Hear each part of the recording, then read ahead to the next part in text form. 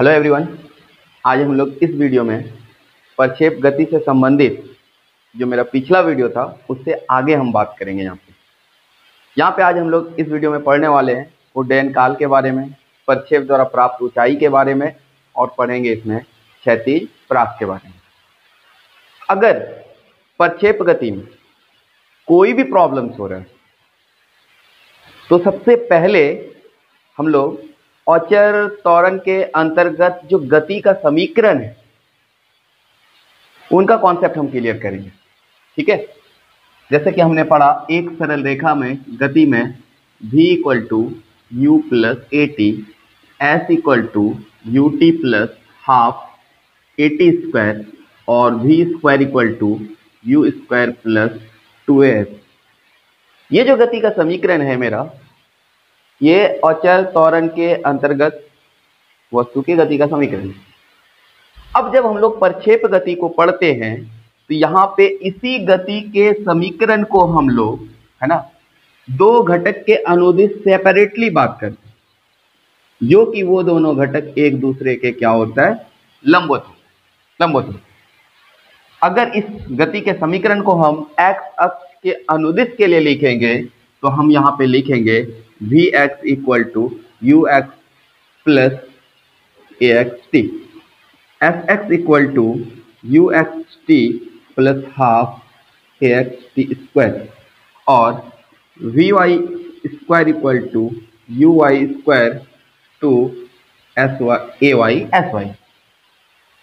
जब इसी गति के समीकरण को जब हम y अक्ष के लिए लिखेंगे या y अक्ष के अनुदिश लिखेंगे तो हम क्या लिखेंगे, यहाँ पे v y equal to u y plus a y t और एस वाई इक्वल टू हम लोग लिखेंगे u y t plus half a y t square और v y square equal to हम लोग लिखेंगे u y square plus 2 y s y. जब तक ये अच्छे से समझ में नहीं आएगा तब तक प्रक्षेप गति में जो भी संबंध आता है, चाहे वो उड्डयन काल का, चाहे वो प्राप्त ऊंचाई का, चाहे क्षैतिज परास का, उनका कॉन्सेप्ट कभी भी क्लियर नहीं हो सकता। यहाँ पे हम लोग सबसे पहले इनको देखेंगे कि इन्हीं को उपयोग करके हम लोग यहाँ पे क्षैतिज परास को डिस्कस करेंगे, उड्डयन काल को डिस्कस करेंगे और प्रक्षेप द्वारा प्राप्त ऊंचाई को डिस्कस करेंगे। यहाँ पे ये दोनों अच्छे से पता होना चाहिए। चलिए यहाँ पे बात करते हैं उड्डयन काल के बारे में। अब उड्डयन काल है क्या? उड्डयन काल मीन्स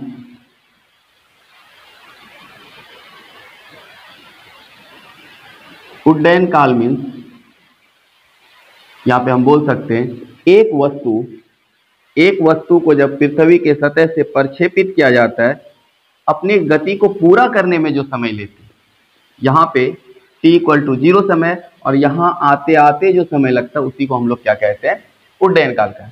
अर्थात यहाँ पे हम लोग बोल सकते हैं प्रक्षेप द्वारा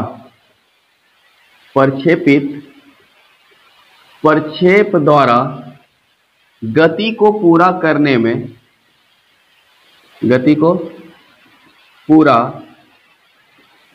में लिया गया समय उड्डयन काल कहलाता है। उड्डयन काल कहलाता है। क्या कहलाता है? उड्डयन काल कहलाता है। अब यहाँ पे प्रक्षेप को जो प्रक्षेपित किया गया है वो किसके साथ प्रक्षेपित किया गया है? क्षैतिज के साथ। किसके साथ? ये मेरा क्षैतिज तल है और ये मेरा ऊर्ध्वाधर तल है। ऊर्ध्वाधर तल। तो यहाँ पे क्षैतिज को हमने x अक्ष के अनुदिश ले रखा है और ऊर्ध्वाधर को y। अब यहाँ पे जो इस प्रक्षेप को प्रक्षेपित किया गया क्षैतिज तल के साथ थीटा कोण पर, तो इस प्रक्षेपित वेग का, इसको जो प्रक्षेप किया गया प्रक्षेपित वेग का दो घटक होगा। एक x की तरफ, it means u x equal to u cos theta, और दूसरा होगा y की तरफ ui equal to u sine theta. और हमने पिछले वीडियो में बात किया था इससे संबंधित, इसका जो क्षैतिज त्वरण होता है वो क्या होता है, शून्य होता है, और ऊर्ध्वाधर त्वरण जो होता है वो ऋणात्मक गुरुत्व त्वरण के बराबर लेते हैं। अब यहाँ पे इस गति को जब प्रक्षेपित किया गया तो इस कण को, इस वस्तु को कितना समय लगा इस बिंदु तक आने में। अब यहाँ पे हम लोग कौन सा गति का समीकरण यूज करेंगे, ये सवाल आता है।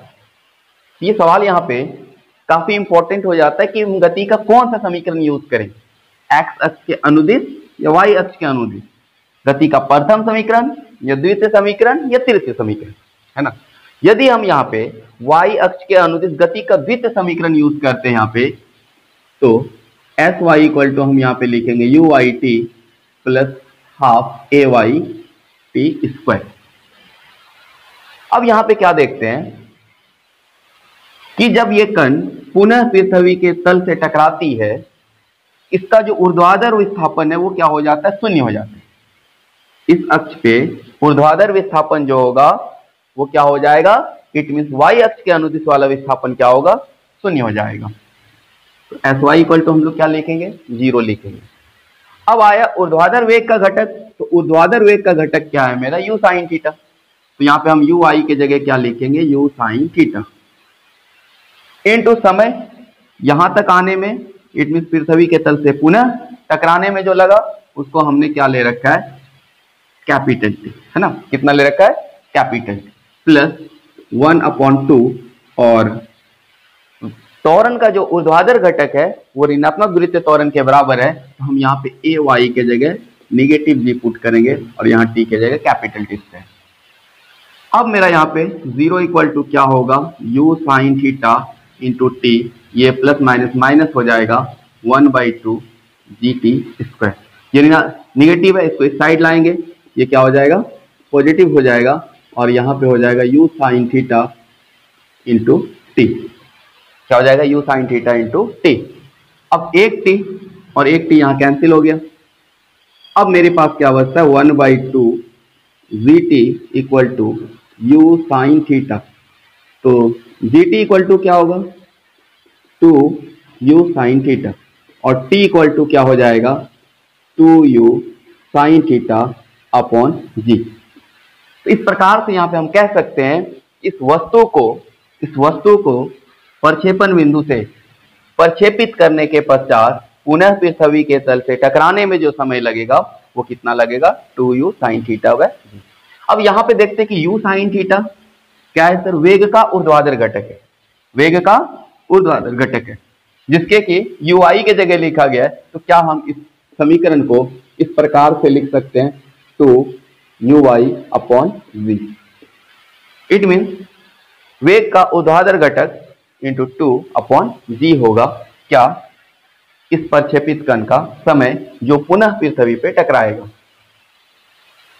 तो अब इस प्रकार से यहाँ पे हम बोल सकते हैं, अगर एक वस्तु को क्षैतिज के साथ 30 डिग्री के कोण पर 20 मीटर पर सेकेंड की वेग से प्रक्षेपित किया जाए तो उसको यहां तक आने में क्या समय लगेगा, पुनः पृथ्वी के तल से टकराने में वो समय क्या लगेगा। अब मेरे पास यहाँ पे समीकरण आ चुका है क्या, उड्डयन काल का, 2 u sine theta upon g. अब यहाँ पे प्रक्षेपण वेग दिया हुआ है कितना, 20, तो यहाँ पे लिखेंगे 2 × 20, और साइन 30 डिग्री मतलब प्रक्षेपण कोण दे रखा है, तो साइन 30 का होगा 1/2 अपॉन जी का वैल्यू यहाँ पे हम लोग 10 ले लेते हैं, है ना। ये 2 और ये 2 कैंसिल, और ये 10 2 जा 20, इट मीन्स इसको कितना लगेगा, 2 सेकेंड लगेगा। मतलब इस प्रक्षेपित वस्तु को पुनः पृथ्वी के तल पे टकराने में कितना लगेगा, 2 सेकेंड लगेगा, है ना। इस तरह से हम लोग यहाँ पे क्या करेंगे, उड्डयन काल को ज्ञात कर लेंगे जब मेरे पास पता हो क्या, प्रक्षेपण कोण और प्रक्षेपित वेग। ओके, अब यहाँ पे हम बात करते हैं क्षैतिज परास के बारे में। किसके बारे में, क्षैतिज परास पढ़ेंगे यहाँ पे हम लोग।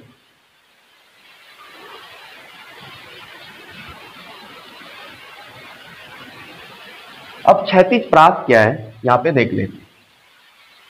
क्षैतिज प्रास, हॉरिजेंटल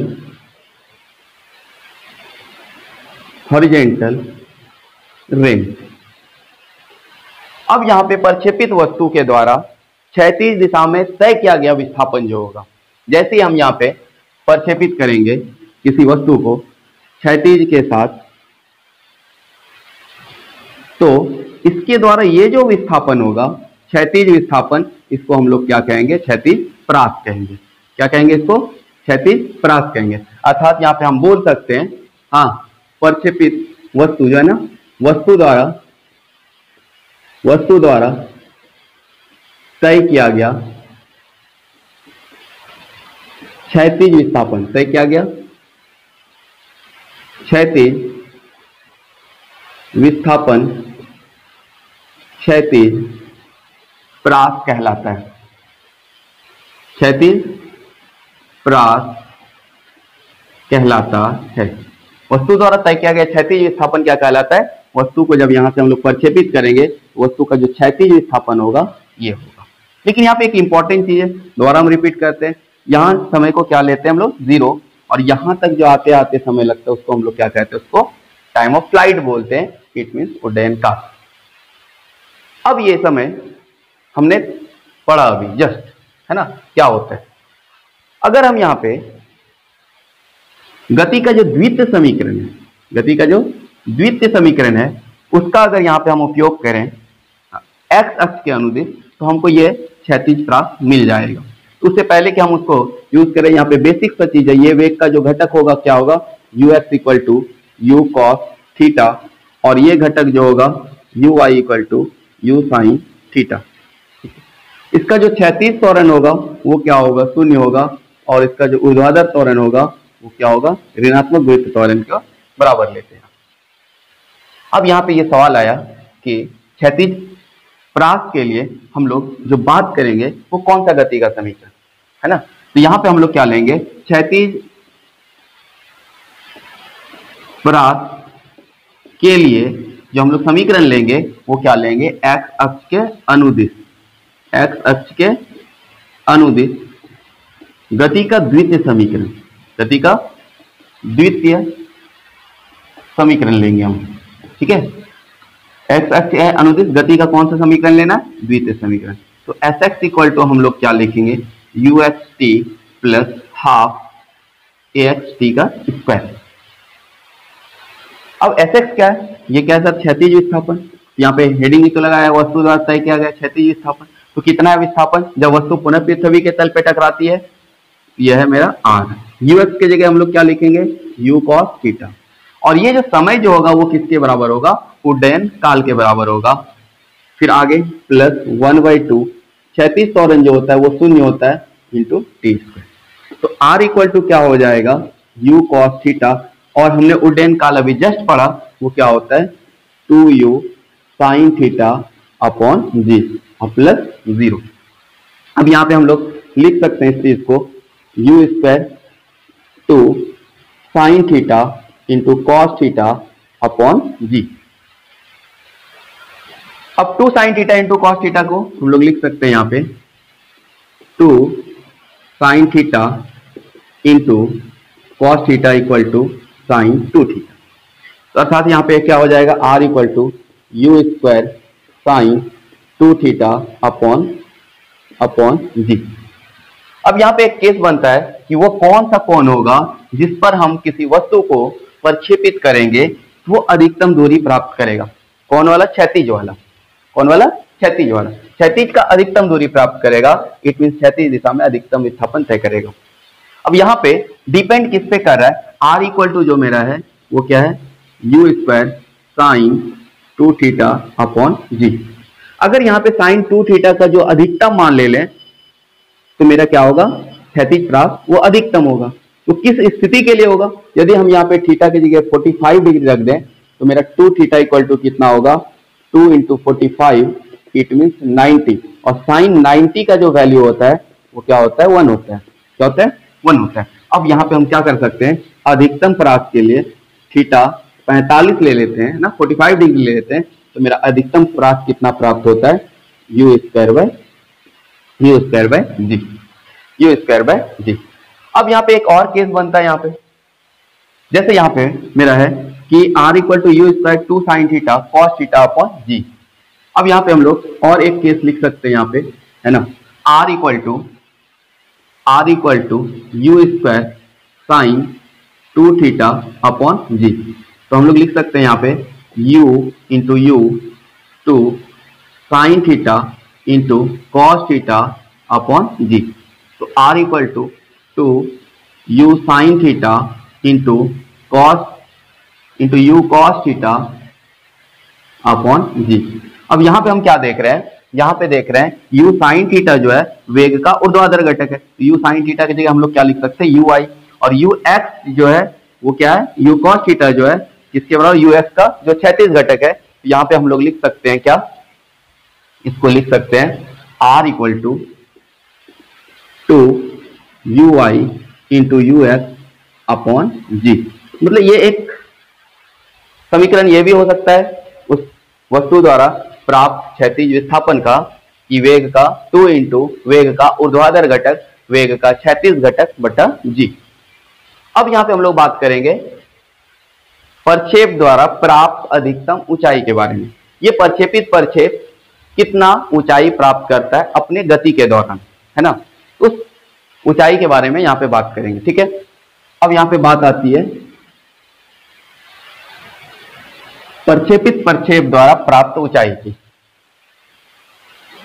अब यहाँ पे क्या बात करेंगे, प्रक्षेप द्वारा प्राप्त अधिकतम ऊंचाई, प्रक्षेप द्वारा प्राप्त अधिकतम ऊंचाई।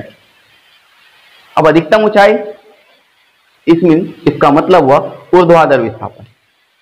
अब इसके लिए हम लोग कौन सा गति का समीकरण यूज करेंगे, अब ये तो क्लियर है कि सर y अक्ष के अनुदिश गति का जो समीकरण होगा इट मीन ऊर्ध्वाधर जो होगा। अब गति का कौन सा समीकरण, अब विस्थापन की बात हो रही है तो हम लोग यहाँ पे क्या करेंगे, द्वितीय समीकरण की बात करेंगे। ठीक है, किसकी बात करेंगे, द्वितीय समीकरण की बात करेंगे यहाँ पे।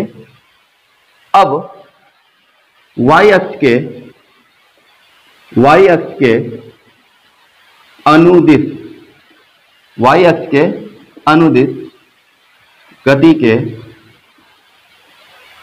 अगर यहाँ पे हम द्वितीय समीकरण लेते हैं, यहाँ तो समय की बात होगी, लेकिन यहाँ पे हम लोग थोड़ा इजीली काम करते हैं। यहाँ पे अगर ये अधिकतम ऊंचाई की बात हो रही है तो यहाँ पे हमको पता है ऊर्ध्वाधर वाला वेग क्या होता है, वो शून्य होता है, जबकि क्षैतिज वाला जो प्रक्षेपण बिंदु पे होता है, हाँ, वही उसका घटक होता है अधिकतम ऊंचाई। तो यहाँ पे हम लोग बात कर सकते हैं y अक्ष के अनुदिश गति के तृतीय समीकरण से।